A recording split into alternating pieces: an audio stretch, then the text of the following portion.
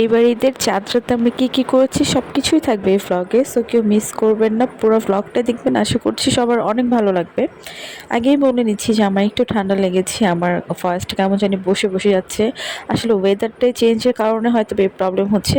So আমরা দুপুরের দিকে রওনা দিয়ে চলে যাচ্ছিলাম আমার আম্মুর বাসায়, কারণ প্রতিবার চাঁদ রাতেই আমরা ওখানে যাই, একসাথে সবাই মেহেদি টেহেদি পরি। তো যাওয়ার সাথে সাথে হচ্ছে টেইলার থেকে আমাদের কিছু ড্রেস চলে আসছিলো। সো ওগুলো একটু আমরা ট্রায়াল দিয়ে দেখছিলাম যে আমাদের সব মাপ ঠিকঠাক মতো আছে কিনা।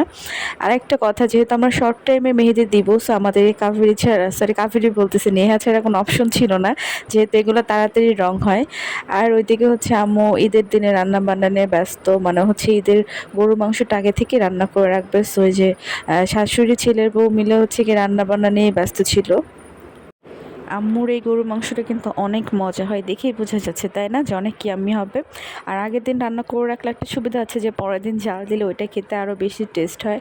সো আমরা বাইরে বের হয়ে যাব দেখি রেডি হয়ে যাচ্ছিলাম। চাহা যে এটা নিয়ে কয়টা ড্রেস চেঞ্জ করছো নিজেও জানে না, মেবি এটা নিয়ে 3-4টা ড্রেসও চেঞ্জ করা হয়ে গেছে, সে কী পরবে সে জানে না। সো ফাইহাকে রেখে আমি, যুব, চাহা, রাহা আমরা 4জন বের হয়ে যাচ্ছি। আমরা যাবো হচ্ছে একটু গুলশানের চা খেতে। আর ফাইহার তো শরীর ভালো নয়, আগের ভ্লগগুলো তো আমি বলেছিলাম, সো ওকে আমি একটু রেস্টে রেখেছি, বের করছিলাম কম। আর এই যে ঈদের আগে বা যে কোনো অকেশনে ঢাকা শহর অনেক সুন্দর করে সাজায়, এগুলো দেখতে কিন্তু খুব সুন্দর লাগে, অনেক সুন্দর সুন্দর লাইটিং করা থাকে তাই না। সবার কেমন লাগে অবশ্যই কমেন্টে জানাবেন।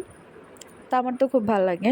এরপর আমি নিজের পায়ের না কী জানি ভিডিও করতেছে, আমি জানি না এত কী ভিডিও করছে আমি নিজের পায়ের, সেটাই বুঝতেছি না, বাট কিছু একটা হয়তো তখন ভেবে ভিডিও করে ফেলছিলাম। এরপর আমি হচ্ছে গুলশানে আমরা চলে আসছি।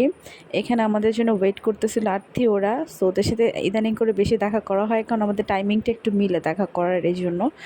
তো ওরা চার কাছে ছিল, আমরা ওখানে চলে গেলাম। আমরা যাওয়ার সাথে সাথে হচ্ছে সিয়াম ভাই আমাদেরকে চা এনে দিল, কারণ জানতো যে আমরা আসতেছি। তারপর চা খেতে খেতে অনেক গল্প টল্প করতেছিলাম, ওইখানে আর্থিদের আরও ফ্রেন্ডরা ছিল, সবাই মিলে অনেক কথাবার্তা বলতেছিলাম আর প্ল্যান করতেছিলাম এখান থেকে কোথায় যাওয়া যায়, কারণ চাঁদ রাত একটু তো ঘুরতে হবেই। সো আমরা প্ল্যান করে ফেলি ওইখান থেকে আমরা একটু হচ্ছে যাব আপনার কোথায় জানি, ও সংসদ ভবনের সামনে যাব আমরা। তো ওখানে যাচ্ছিলাম, আসলে ঢাকা শহর একদম ফাঁকা ছিল, আর সংসদ ভবনের কাছে গিয়ে একটু ভিড় ছিল, কারণ মানুষ মনে হয় ওখানেও যাচ্ছিল। তো দেখেন প্রতি অকেশনে সংসদ ভবনও অনেক সুন্দর করে সাজানো হয়, বাট 16ই ডিসেম্বর আর হচ্ছে 26শে মার্চ একটু বেশি সুন্দর লাগে দেখতে, কারণ পুরো একটা পতাকার থিম থাকে। সো এটা খুব ভালো লাগে, আর এটাও খুব ভালো লাগছিলো। সো ওখানে যাওয়ার পর আমরা একটু নেমে গেলাম, এখন চিন্তা করতেছি আমরা কি খাবো, খিদা লাগছে, তেমন কিছু খাওয়া হয় নাই বের হয়ে। তো আশেপাশে কিছুই পাই নাই, আর দেখলাম বেলপুরি ছিল, ফুচকা ছিল। সো আমরা চিন্তা করলাম যে এখানে দাঁড়া আমরা ফুচকাই খাই, কি আর করবো। তো ফুচকা অর্ডার দিয়ে দিই, এটা ছোটো ফুচকাও ছিল না, বড় ফুচকাও ছিল না, মাঝারি ফুচকা ছিল। তো এই যে ওদেরকে দিলাম একটু ঝাল ছাড়া, আর আমিও নিয়ে নিচ্ছি আমারটার মধ্যে। পরে আবার একটু এক্সট্রা করে গুঁড়ামরিচ বলতেছি, শুকনো মরিচ দিয়ে নেই, কারণ ঝাল ছিল না বেশি একটা।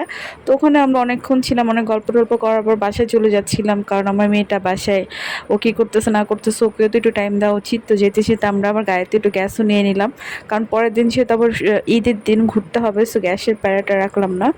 বাসে যাওয়ার সাথে সাথে হচ্ছে মেহেদি দিয়ে আমরা ব্যস্ত হয়ে গেছি, কারণ হচ্ছে কি আমরা তো আগে মেহেদি দিয়ে নেই, তখন অলরেডি রাত 2টার মতো বাজে। তো ফাইহা মাঝখান দিয়ে এসে হাত ঢুকাই দিছে, এই জন্য ভাবলাম ওর হাতেও একটু দিই। তো ওকে হচ্ছে ধাপে ধাপে দিছিলাম, ফার্স্টে একটু গোল করছি, পরে আবার দিছিলাম ওকে, যাই হোক। তো রাহার এক হাতে দেওয়া হয়ে গেছে। এরপর আমরা রাত 4টার দিকে বাসে চলে আসতেছিলাম, যেহেতু পরের দিন ঈদ এখানে করা লাগবে। তো রাত 4টার দিকেও দেখি যে রাস্তায় এত মানুষজন বসে বসে মেহেদি দিচ্ছে। তো আমার আসলে দেখতে খুব ভালো লাগতেছিল। সো সবাই কী কী করলেন অবশ্যই কমেন্টে জানাবেন। আল্লাহ হাফিজ।